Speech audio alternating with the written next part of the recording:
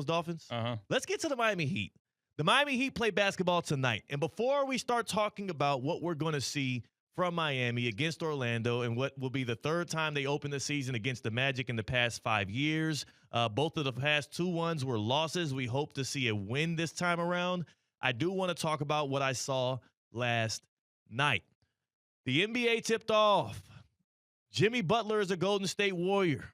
This will be the first year that the Heat come into the season without 22, but it's also we're in the midst of the Jimmy Moon in Golden State because this guy had it all going. And the Warriors got a win over the Lakers. And as a fan of the NBA, but more specifically a fan of the Miami Heat, I could not help but feel jealous to see them in this spot. Do I know it's going to end in a fiery hell? Do I know that it's going to end in an eruption where somebody hates somebody? I mean, we already seen it happen with the Warriors before, and we've seen it happen every single stop that Jimmy Butler has been in. I know how it ends. But watching the Warriors succeed, watching Jimmy go 30 points, 16 for 16 from the free throw line, you call him a free throw merchant. I more so say he is maniacal about adjusting his body in ways to get to the line and force defenders to foul him. 16 for 16 from the charity stripe. When he's able to do that with Steph Curry flying around, catching screens from him, Draymond Green being a defensive menace, and, of course, you got guys like Pajinski who are able to be utility knife guys on the offensive end. When they're doing that, they reinstill my faith that the Warriors can actually be a team that can win in the playoffs and win potentially a championship. Don't forget how their season was derailed last year. Most importantly, though, when they're doing that, it reminds me of what we got from Jimmy Butler the first year he walked into South Florida, and the first year that he took the reins of this Heat franchise when there was nothing but despair around us. The Heat were not in the same place that the Miami Dolphins are in today, but there was no hope around the corner. Let's not forget, when the Heat went out and got Jimmy Butler that offseason of 2019, people laughed at the move Jimmy made and at the fact that the Heat looked at him as the potential franchise superstar for them. Yeah, he was a retirement tour. Yes. It was supposed to be over. People thought, okay, 2 or 3 years with Miami, he'd be retired. It's all over with.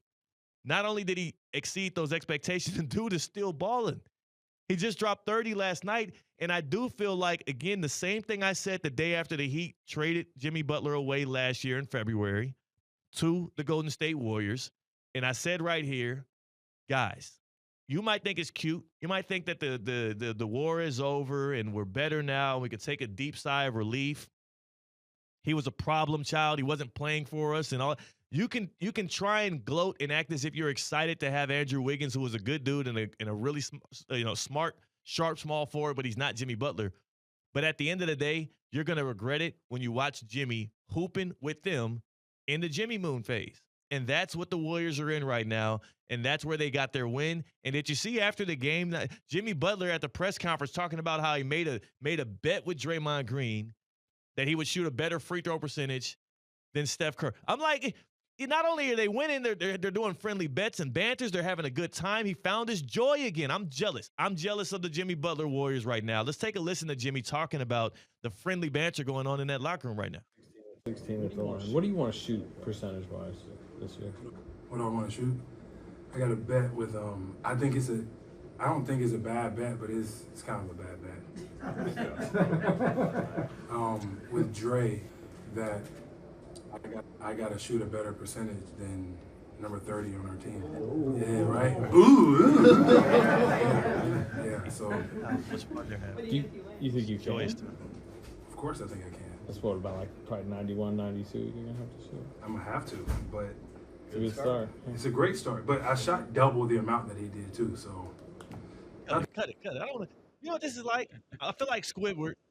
I feel like that Squidward meme where I'm sitting in the big, stone face house looking out of the window, and Patrick and SpongeBob are holding hands, running around, having a good time. I feel like I'm missing out on the fun. And if my only escape from the loss of joy is a Miami Heat basketball team where I'm hoping Norman Powell can be an all-star, and I'm hoping Bam Adebayo finally steps up and can be the focal point of the offense as well as the guy that is the fulcrum of the defense. I'm hoping Tyler Hero can get back from his offseason injury, the offseason ankle surgery. I'm hoping that Khalil Ware in his second year can expand his game to be a guy that the Heat can rely on. Like, these are the things I'm hoping on, whereas Warriors fans get to embrace what they already know. I'm jealous. I'm a little sad. At least I got football season.